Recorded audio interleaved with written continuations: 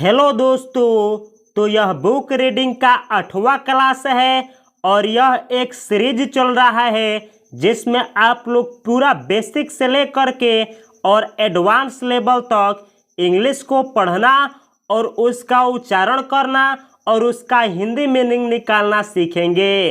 तो इस सीरीज का यह 8वां क्लास है और इस क्लास में आज आप लोग सीखेंगे दिस इज, दैट इज और एंड का प्रयोग।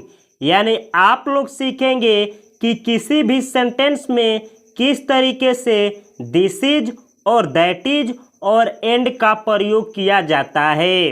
तो यहाँ पे लिखा गया है this is used to tell about a nearer object. This is used to यानी दिस का यूज किया जाता है, टेल यानी बतलाने के लिए, अबाउट यानी के बारे में, अ नियरर ऑब्जेक्ट यानी एक नज़दीक वस्तु के बारे में। यानी कोई निकट वस्तु हो, कोई निकट चीज हो तो उसके बारे में बतलाने के लिए दिस इज का प्रयोग किया जाता है। That is used to tell about a further object. That is used यानी दैट का प्रयोग किया जाता है, टेल यानी बतलाने के लिए, अबाउट अ फर्दर ऑब्जेक्ट यानी एक दूर वस्तु के बारे में बतलाने के लिए दैट इज का प्रयोग किया जाता है। And is used to join two words और टू सेंटेंसेस। एंड का यूज दो वर्ड या दो सेंटेंस को जोड़ने के लिए किया जाता है। यानी जो यह एंड है इसका प्रयोग दो नाउन या दो प्रोनाउन यानी दो पार्ट ऑफ स्पीच हो या दो वर्ड हो या दो सेंटेंस हो तो उनको जोड़ने के लिए एंड का प्रयोग सेंटेंस में किया जाता है।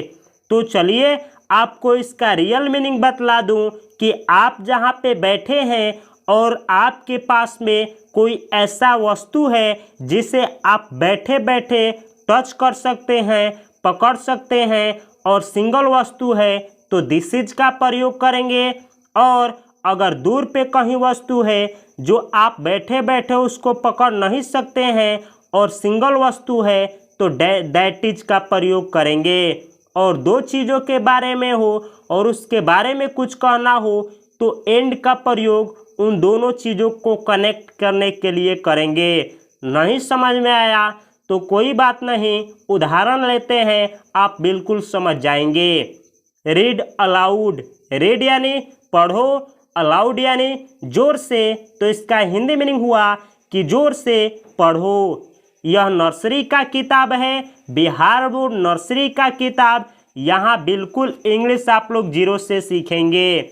यहाँ उदाहरण दिया गया है a bat and a ball. A bat यानी एक बैट, एंड यानी और, अ बॉल यानी एक गेंद, तो इसका हिंदी मीनिंग हुआ कि एक बैट और एक गेंद। इसका प्रयोग आप लोग इस तरीके से सेंटेंस में भी कर सकते हैं।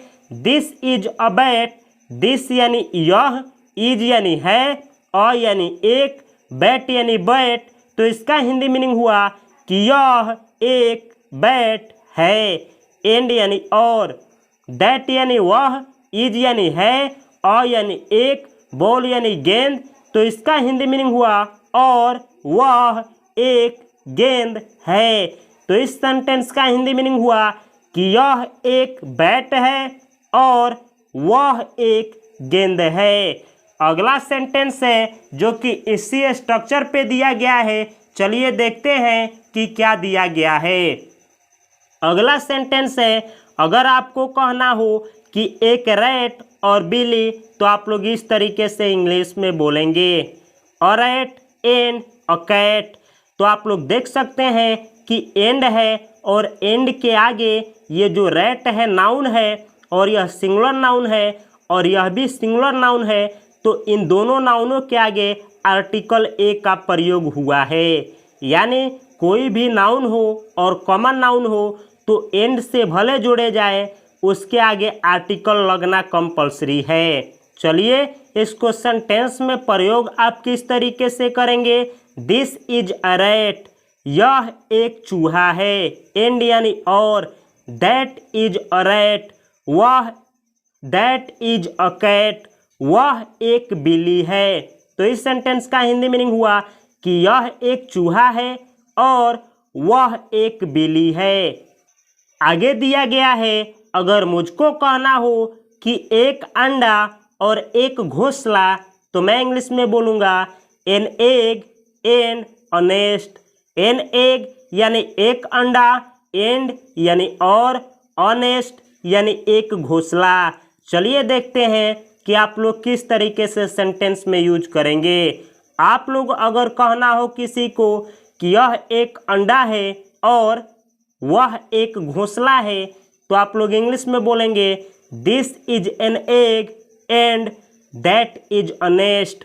This is an egg and that is a nest. This is an egg यानी यह एक अंडा है, एंड यानी और, दैट इज अ नेस्ट यानी वह एक घोंसला है। अगला सेंटेंस है, अगर इसी तरीके से कहना हो कि एक हाथी और एक छता, तो आप लोग इंग्लिश में बोलेंगे an elephant and an umbrella. An elephant and an umbrella. तो आप लोग देख सकते हैं कि एंड से दो कॉमन नाउन को जोड़ा गया है। एक एलिफेंट नाउन है, कॉमन नाउन, और अम्ब्रेला भी कॉमन नाउन है। और आप लोग साथ में यह भी सीख सकते हैं कि कॉमन नाउन के आगे आर्टिकल लगना कंपलसरी ही है। तो यहाँ कॉमन नाउन अम्ब्रेला है, इसके आगे एन आर्टिकल लगा है और इसके आगे भी एन आर्टिकल लगा है। अगर आप एन हटा देंगे तो यह जो शब्द है इनकरेक्ट शब्द हो जाएगा। चलिए देखते हैं कि आप लोग किस तरीके से सेंटेंस में यूज करेंगे। अगर मुझको कहना हो कि यह एक हाथी है और वह एक छाता है, तो मैं इंग्लिश में बोलूँगा this is an elephant and that is an umbrella. This is an elephant and that is an umbrella. This यानी यह, इज यानी है, एन यानी एक, एलिफेंट यानी हाथी। तो इसका हिंदी मीनिंग हुआ यह एक हाथी है। एंड यानी और, दैट यानी वह, इज यानी है, एन यानी एक, अम्ब्रेला यानी छाता। तो इसका हिंदी मीनिंग हुआ और वह एक छाता है। तो इस सेंटेंस का हिंदी मीनिंग हुआ कि यह एक हाथी है और वह एक छाता है। अगला सेंटेंस है, इसी तरीके से कहना हो एक डॉग और एक लोमड़ी, तो आप लोग इंग्लिश में बोलेंगे a dog and a fox. A dog and a fox. And से देख सकते हैं आप दो कॉमन नाउन को जोड़ा गया है। एक डॉग यहाँ पे कॉमन नाउन है, एक फॉक्स कॉमन नाउन है, और दोनों शब्दों के आगे आर्टिकल ए लगा है जिसका प्रयोग करना कंपलसरी है। चलिए देखते हैं आप लोग किस तरीके से सेंटेंस में यूज करेंगे। यह सेंटेंस इस वीडियो का लास्ट सेंटेंस है। अगर मुझे आप लोगों से कहना हो यह एक कुत्ता है और वह एक लोमड़ी है, तो मैं इंग्लिश में बोलूँगा this is a dog and that is a fox. This is यानी यह है, अ डॉग यानी एक कुत्ता, एंड यानी और, दैट इज यानी वह है, अ फॉक्स यानी लोमड़ी। तो इसका हिंदी मीनिंग हुआ कि यह एक कुत्ता है और वह एक लोमड़ी है।